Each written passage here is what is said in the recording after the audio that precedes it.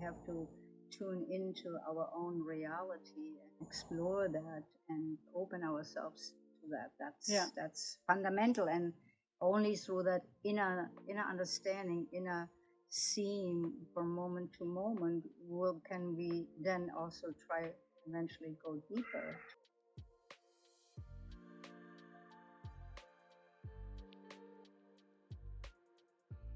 Well, I was on the road for 15 or 16 months, and when I came back from traveling, I went to Asia, India, and so forth. And then I came back to Germany and did my first teacher training in the Shivananda tradition in Austria, in the Alps. One teacher training is just a little peak.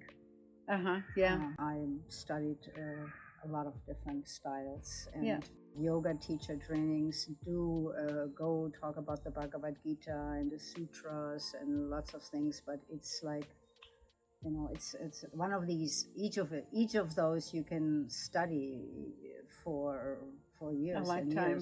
Yeah, absolutely. Yeah. I feel like I had a very strong connection with yoga after that meditation, with the whole thing, and I felt like that yoga is more like how to go safely into the poses and how to open the body through the poses and through the practice. It's a really fun way to live and to work. I wouldn't even call it work, you know. So we have these perception of ourselves that is kind of like shaded. It looks like through layers, you know. Yeah. And when that's why I think touch people in the poses and help them to feel by just putting hands on, not so much pushing them into the right posture, but just by touching a person in a place.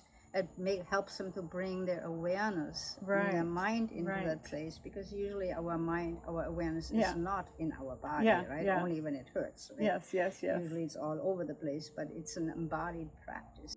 I've seen the way you help align with themselves. You know, you can see when the body is out of alignment, and you can help them get more comfortable, more relaxed in their positions.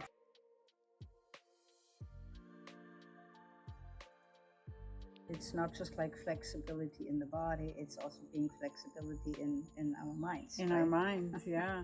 And I mean, again, the body is the way to make it easier for the mind to recognize, if one has a desire. Yoga is more like a real physical way to connect and tune into with oneself, you know, and so it's a good pathway that you can naturally deepen your awareness and then become hopefully more interested into more the subtle part of yoga, to tune into our own reality and explore that and open ourselves to that. That's fundamental, and only through that inner understanding, inner seeing from moment to moment. Yoga is important. It's one of many portals that you can learn about yourself and recognize your own patterns and habits and irregularity and all that is happening on the physical level, but it also happens on all the other levels, you know, whatever imbalances or things are off in your body, that has also a reflection in the breath and in the mind. And yoga is the study of oneself, to recognize what patterns, what habits are not working or are not really empowering us, and to recognize them and understanding that might not work for you in the long run, and then after you learn to, through paying attention and the willingness of wanting to change, to change and make your body healthier, and therefore make also your mind and your energy body more, and bring it more in balance. Yeah.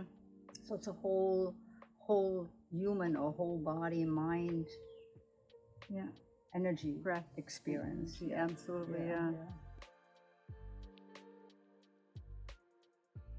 One student of mine, she always said, "You changed my life around." It's like, what? And and she had extreme pain standing on her feet, and worked itself out through the right practice. So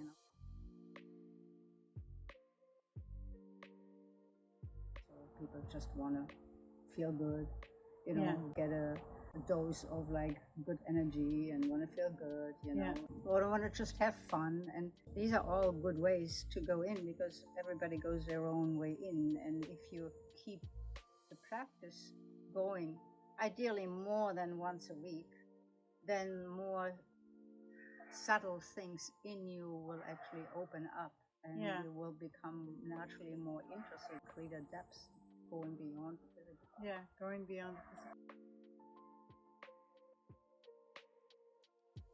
Most things I hear from people, it's just what I needed after a class, that great feeling. I feel freer, I feel better, I feel more at home and happier. But that's kind of like, people come to want to feel good, it's kind of like a fix yourself for a moment, and then you go back to your everyday life, how it was.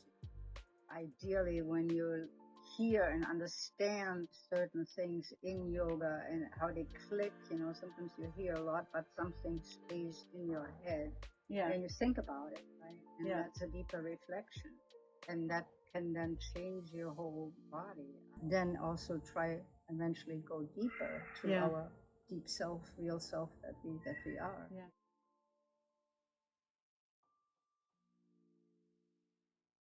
You and I are going to be offering a retreat. Yes. At the end of August, the third week of August.